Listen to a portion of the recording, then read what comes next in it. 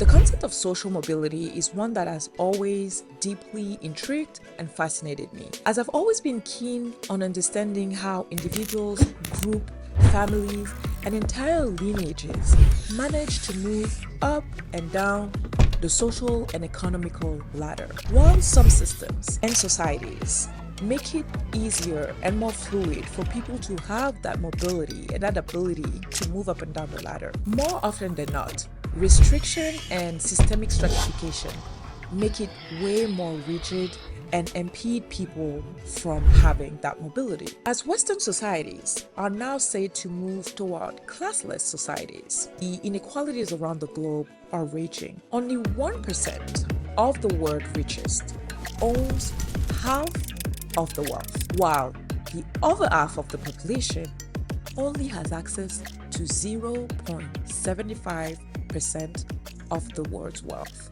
according to Oxfam. I really wondered how social mobility, the very vertical movement that can be transformational for generations to come, was depicted in the media. What images, terms, depiction, and also significance was given to people who move up and down the social ladder, to class in general, and how we can digest and dissect that information.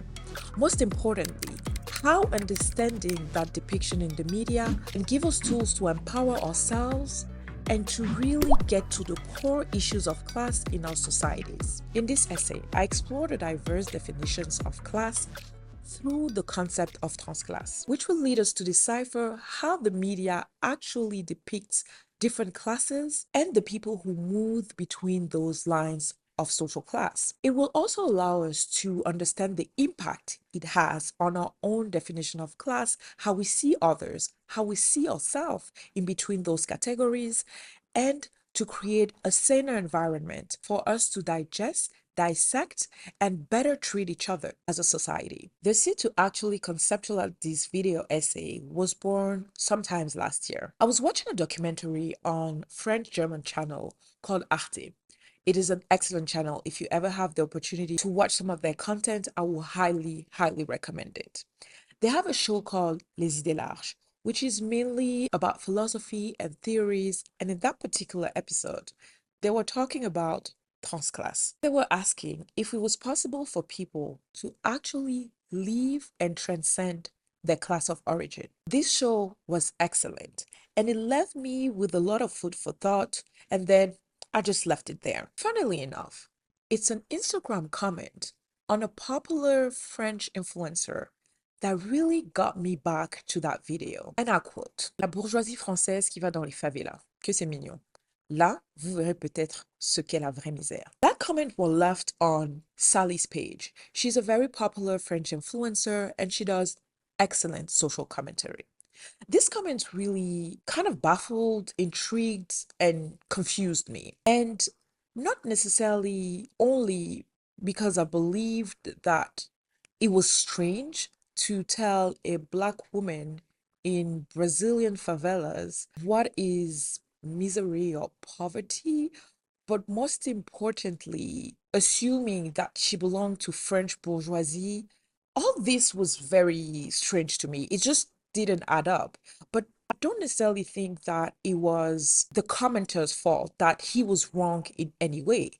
Because the truth is, she can be all those things. She can be a woman of African descent, belong to French bourgeoisie, and discover misery in the favelas. But also, I don't really believe that's the case. I don't think she was born in a uber privileged family. So is it because she's now an influencer and she has somehow climbed up the ladder that she is discovering what poverty looks like, and she has to go all the way to Brazil to do that? It was very confusing to me, and even dissecting it now, still a little bit of confusion, but also questions to myself as I'm asking myself, what is class?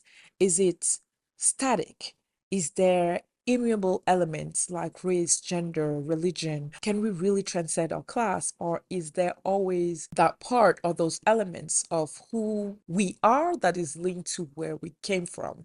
And I don't have answers to those questions, but reading that comments, it was so many of those intersections that really popped into my head. And I was really asking myself, what is class? To me, she was a very good definition of a transclass, at least through the journey where social media influencing took her. But then again, it also asked the question of what was a class of origin, and did she actually move classes? Because let's say if you were already from the 1%, but now you are an influencer, you are moving horizontally and not vertically. So the concept of transclass doesn't really apply. But let's define what is actually a transclass. The term was actually invented by philosopher Chantal Jacquet in 2014. The term transclass, which designates the fact of moving from one class to another during one's life, has been increasingly popular in TV sets and in the media. In the French media, they even talk about l'obsession transclasse. And I think it's because, as I know the French society quite well, there's also a very visceral and constant debate about material wealth.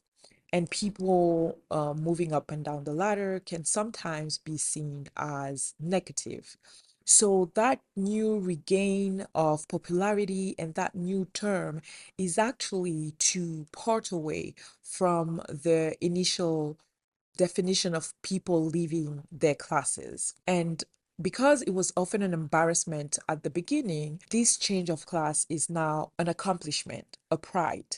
And this explanation by Emily Apter of the New York University help us understand a little bit more what Miss Jacquet was actually talking about. She mentioned transclasses set out to fill a lacuna created by an impoverished vocabulary of class by theorizing the class identities of exceptional subjects who defy the prediction of social determinism and leave their formative social status behind. Terms of stigma, like French words parvenu or carriériste, déclassé, class defector, are used to socially shame such subjects, but as Jacquet demonstrates, to hew to these caricatural typologies is to miss out on the power of class transitioning at the micro scales of lived experience and in an intersectional frame. If we have been used to thinking with Althusser in terms of reproduction of capitalism, Jacquet goes one step further, producing a model of non-reproductive modes of existence that, far from superseding class or ignoring the reproductive drive of capital, expand their conceptual parameters.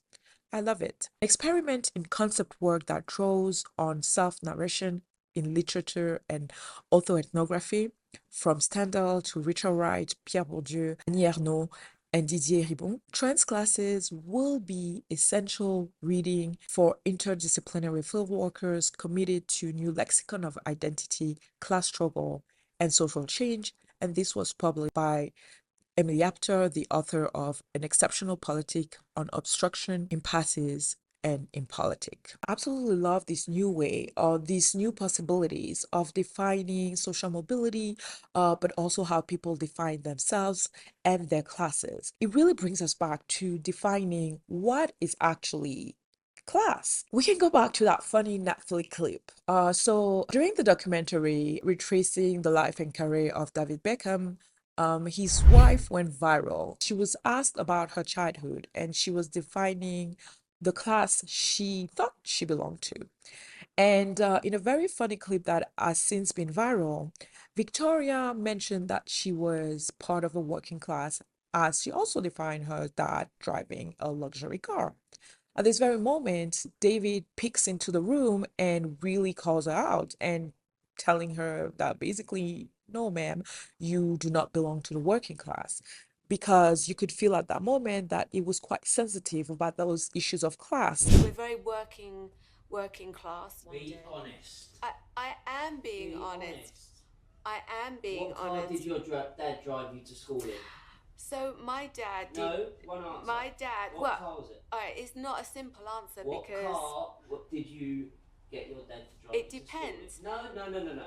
Okay, What in the car? 80s, What? my dad had a Rolls Royce. Thank you. And I actually think that it was also quite relevant in their dynamic and relationship that he kind of think, if you think about it, Victoria was the posh spice. So I definitely think that as he grew up in his football career and he actually climbed the ladder of society, he also defined his relationship as a rags to riches stories. He got the posh girl. He got the girl who was in the upper echelon. Anyways, but I'm just saying that might be the case. But he was a very visceral moment as he really wanted to call her out and tell her that no, you did not belong to that class. I was actually working class. And it was very funny, and people made fun of it online, as they thought they were, she was just trying to gaslight people into thinking that, oh, she was part of the working class. And she also has some sort of rags to riches story, which is negated if she doesn't belong to a lower class and she was already privileged. But to that point, I also saw a YouTube comment month after seeing the documentary that pointed out that it was, although as an adult she should recognize on a more global and generic scale what working or lower or labor class and labor class means, that she also might have been skewed in her vision because of the very definition of class in the UK. And we have to remember that those societies were actually feudal. They were monarchies. So, simply put, if you were not part of the royal family or the aristocracy, you were part of people who worked for a living and you were the working class. So, in that very predicament, if we take in consideration that, well, technically the UK is still a monarchy and those things are still prevalent, at least in the ranking or hierarchies of societies, she was not completely wrong. And that was very telling to me. And it also, while I was doing that research, it informed me in the way that I also wanted to share the information so that everyone who's watching can also understand that class varies depending on the history of the country you're in, depending on the current tradition, and with a zest of capitalism that we are being subjected to. Basically, Western societies, like I mentioned, were completely feudal before, and other people who were not part of the 1%, which was the monarchy, were commoners. And then you had those royal families that really amassed all the riches. And then it was turned upside down by revolutions. I'm thinking about the French Revolution, where, well, the monarchy was basically decapitated. And also, after that, we had the industrial revolutions. So all of these systemic and seismic changes actually created a reinvention of class and societies and hierarchies. And it really redefined what we call class with all that background still being in place. Because although the gateways to now belonging to the 1% and the upper echelon is redefined by the amassing and the acquiring of massive capital or political influence, the people who belonged before to those royal families are not scrapped away from the map. In French countries, we talk about les noms à particules, which is basically those names that belong to people who are noble before. In French, they sometimes have what we call a particule, and these people sometimes they fell off the 1%, and in that case the vertical movement is from up to down because they couldn't keep with the times, and others maintain and multiply that wealth by entering and trading with the capitalistic world. So I think it's very important that we define that and that we understand that in different part of the world, traditional chefs, for example, in Western and Central Africa are still very present, and they coexist with the new capitalistic or political powers that be. We also have, for example, in India, the system of the castes, and it's very rigid and it's very hard for people to move out of those castes, which has significant consequences in the class they are born in and social mobility as they are quote unquote stuck. And I'm thinking about the intouchables, for example, in India. So Yes, I think it's really important that we realize that we are now living in a world that is defined heavily by economic and political interest, but still mixed with honor, prestige of occupation, cultural position, or family descent.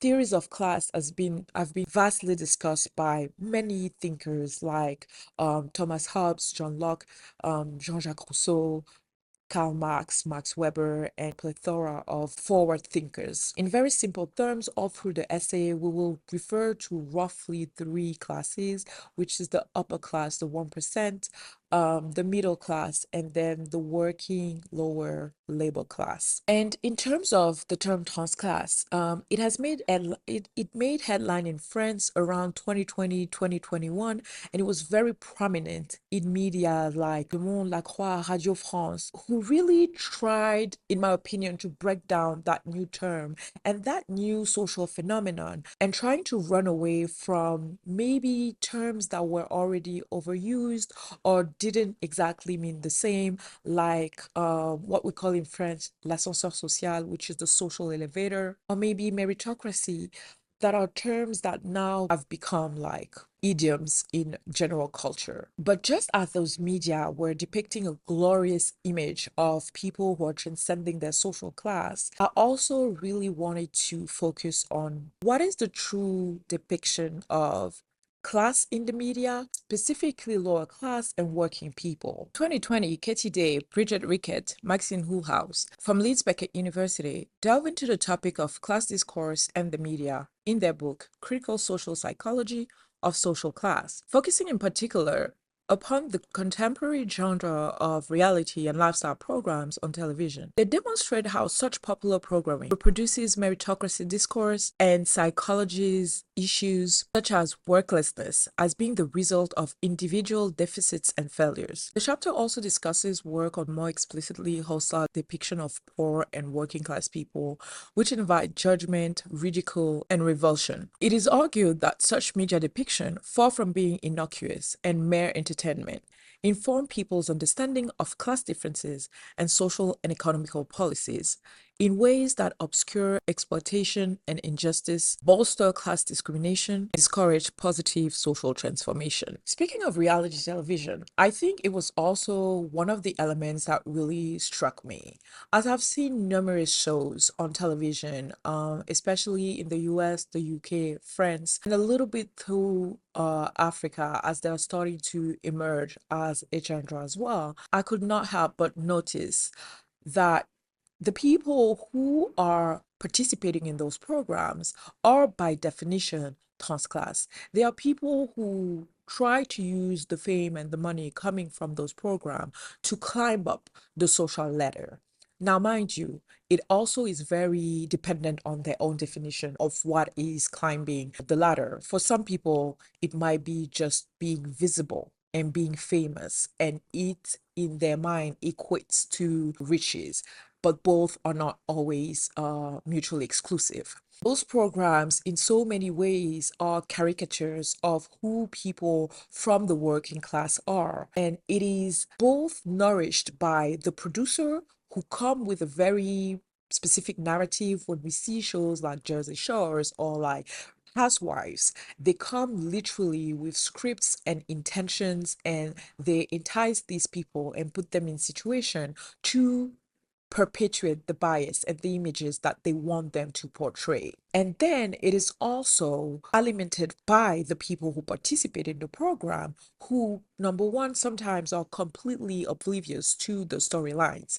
Number two, also have their own motives of, as I mentioned before, fame and wealth, and are trying to move up the social ladder. So this is a means to an end. By doing so, they are being caricatures of what they think they should not look like on television. They are cosplaying the 1% because it is a class that they are looking from the outside looking in. And it is so striking because they will go to so much trouble. They will literally jump hurdles and get to the wildest extreme, to the point of becoming white collar criminals to portray a certain image on television and ultimately amass enough following, fame, money to transition into legitimate legacies and businesses actually belong legitimately to the 1%.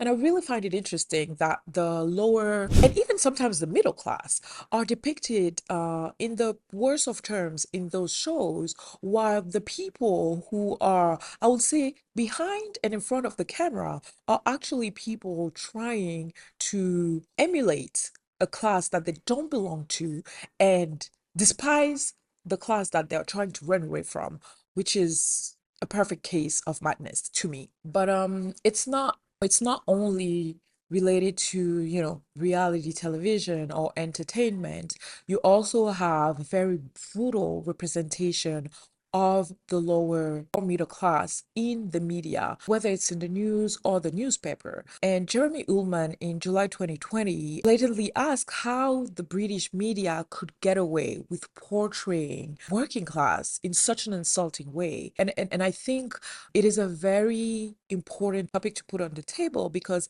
as we're grappling with issues of race and gender, that are absolutely key, it's also time for a reckoning of a representation of class. According to the brilliant blog Revised Sociology by Carl Thompson, in 2019, the UK newspaper reality television represented benefit claimants in a limited range of stereotypical ways, focusing on them as lazy, undeserving scrunchers engaged in immoral, reckless, and criminal behavior. That is absolutely insane. According to research from Bomberg, entitled Benefit Stigma in Britain, he analyzed a database of 6,600 national press articles between 1995 and 2011. He found an extraordinarily disproportionate focus on benefit fraud. 29% of news stories referenced fraud, and in comparison, the government own estimate is that a mere 0.7 of all benefits claimed are fraudulent. Please, let's stop here. 29%,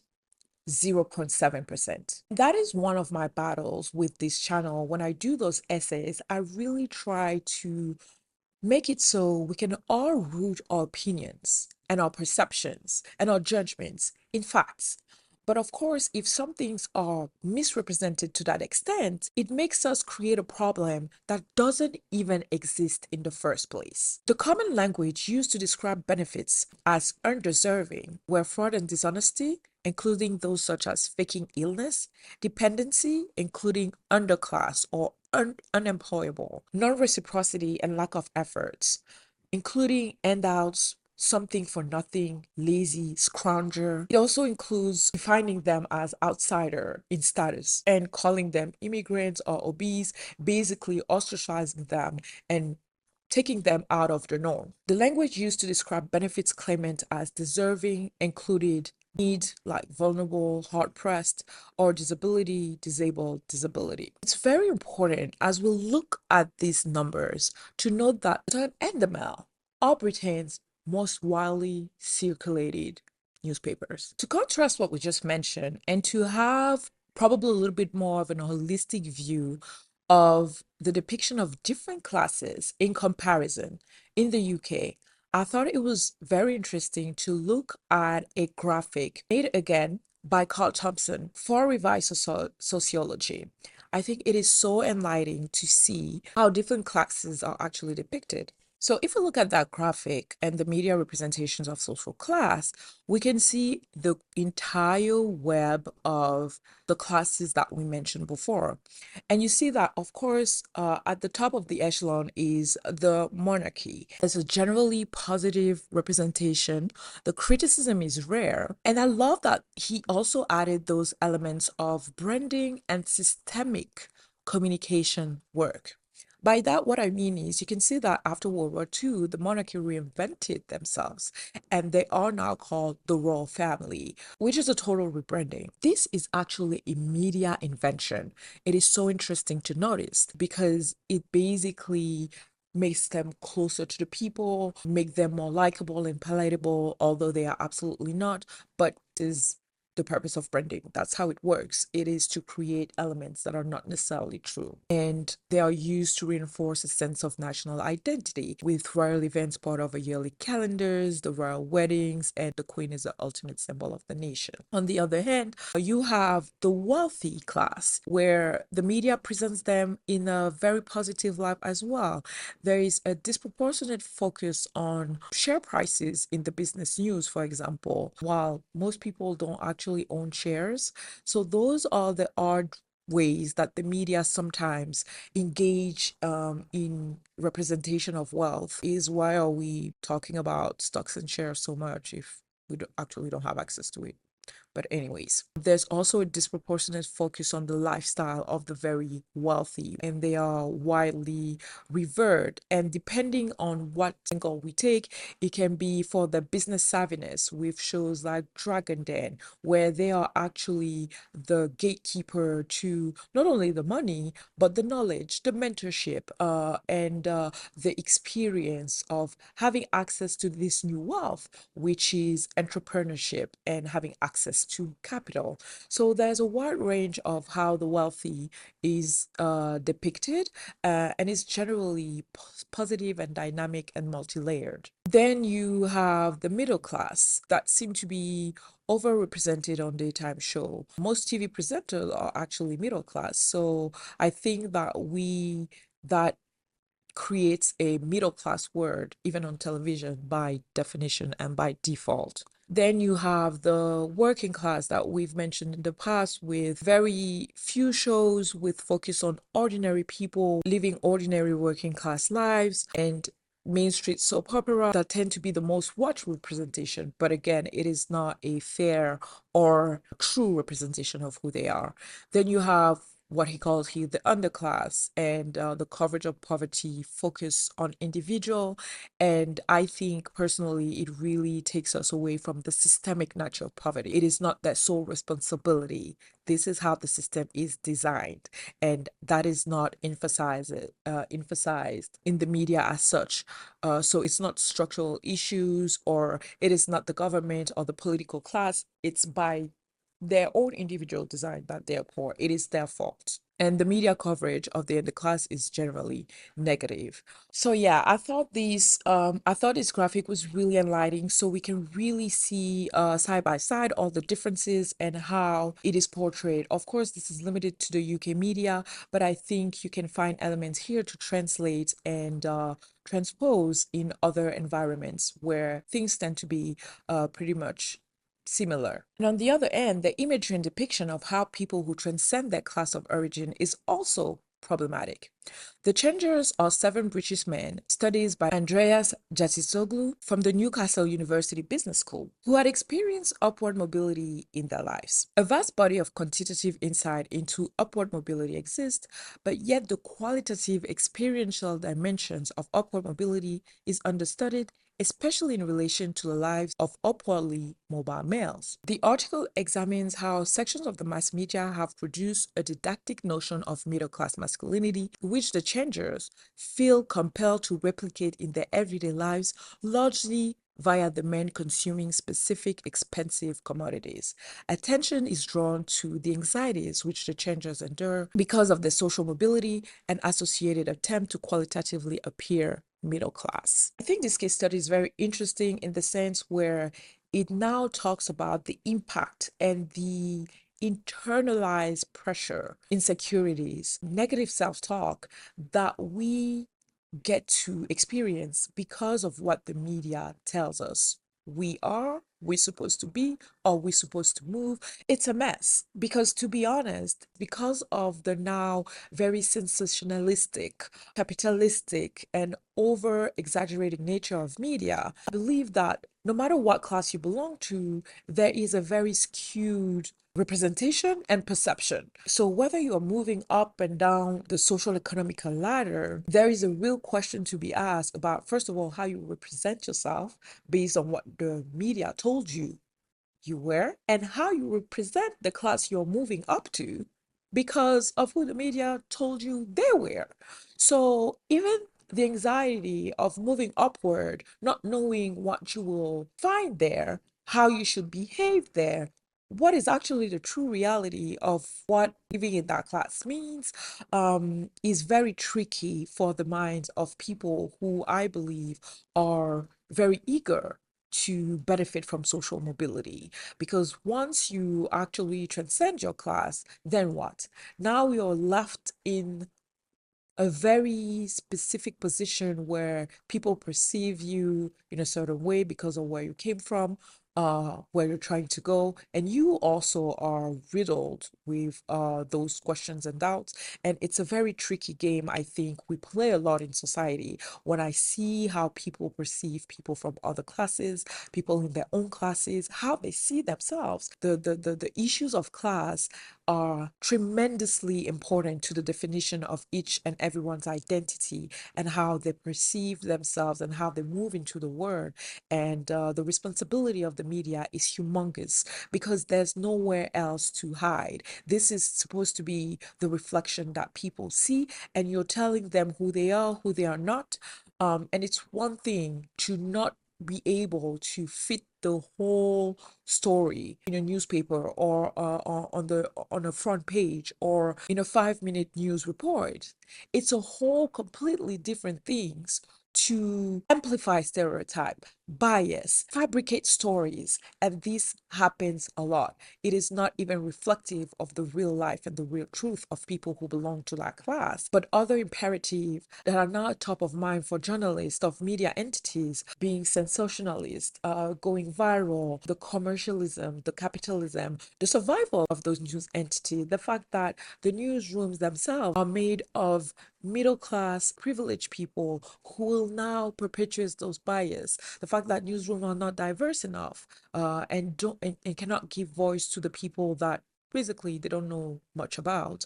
All those things participate to perpetuating the problem that we are talking about. And a high rate of vertical mobility, which can include going up the ladder very fast or in a very certain way or in a way that the person or the group or the family is not prepared to, can create what has been coined social anomie. And it's a term coined by French sociologist Émile Durkheim. It basically is the term to define what I mentioned before, which is that sense of anxiety, of fear, and of isolation from people who are now what they feel are left to fend for themselves in that new social environment because of those generally accepted beliefs and standards perpetrated by the media in society. So I believe that, as usual, there is definitely path and room to grow when it comes to the way the media is depicting social class. And here are a few points of reflection we can delve into, and that could lead to better reporting and better understanding of the world around us when it comes to media and social class depiction. I think the number one solution is actually to reiterate that diversity in media is paramount. I need to mention here that cognitive bias is probably the most important element here.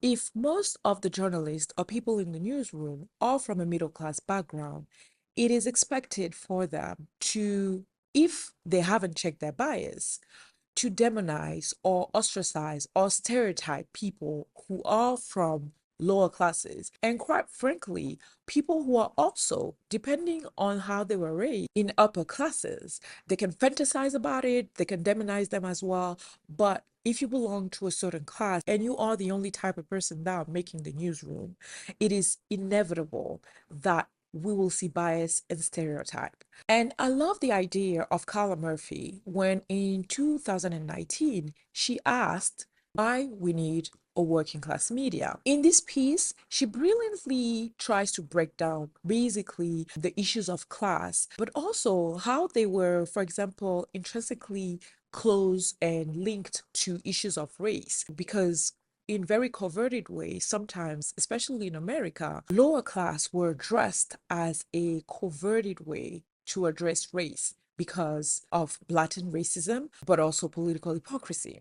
So she deciphered those different notions and explained why it would be important to have a working class media to debunk all those stereotypes, to talk about those biases, and also to have a counterpart to the massive amount of media that are actually dedicated to the rich. Because as I was reading that and as I was thinking about it, I thought top of mind about a good number of media dedicated to the rich and the famous. You think about the Entrepreneur, the Forbes, the Fortune magazine, and all those people talking about insane number wealth. I mean, the business model of Forbes is basically doing a list of who is at the top of the echelon. But it's very rare or nearly impossible, or I don't know any media that is actually dedicated to the masses, because the masses are actually the working class. The same way it has created for all those other media talking about the rich and famous and the wealthy of the world, it would also paint it in a very intricate, layered, and finally true way. The truth of that they are away from stereotypes, because first of all, it would challenge the ideas of capitalistic societies, and then it will also help people unlearn what they were. And I think that's probably one of the key aspects. It will actually help people see who they are, the same way people are adamant about having media that are centered on gender or on race for representation. It is absurd that we don't think about representation of the working class, as they are the vast majority, but they are not represented in that particular term. And I think it's a huge gap. The number two solution is one that I repeat a lot in my videos, and it's none other than media literacy, because in that particular case, the more literate, the more educated we are, the more discerning we will be. And in that particular case, I also believe that our own survival depends on it, because the biases and stereotypes that I mentioned are also detrimental to ourselves and our self-image, how we project and how we depict ourselves to the world. So it's very important that we can not only pinpoint and recognize the stereotypes that we are fed on a daily basis, but that we also call truth to power, so that the media can also adapt and change their perspective and what they feed us and the world. Collective consciousness is a non-negotiable to create sustainable and true systemic change. And to piggyback on that idea, to have more specific media related to working class, I also think that I had two subsequent ideas related to that. Of course, there needs to be transparency and training and systemic changes within the existing media outlets. They have to really train their staff and understand those notions of stereotype and bias and how they are fundamentally unequipped to talk about social class. That's number one. And then number two, in the same vein, there is a need for an intersectional approach to social class in the media. An interesting article from 𝗣𝗦 from the Center for Media and Journalism Studies in the University of Groningen in the Netherlands. She explored an intersectional approach to exploring audience expectations of journalism. Basically, her study relied on an intersectional framework and 8 focus groups to examine how class, race, and gender as intersecting and mutually constitutive modes of power or oppression shape audiences' expectations of journalism in South Africa. It identified intersectional differences in audiences' expectation of solutions journalism, perception of journalism unaffordability or inaccessibility, and normative evaluation of quality and popular journalism that reveal classist and racist discourses of distinction and stereotyping. The study demonstrated the importance of intersectionality as a critical framework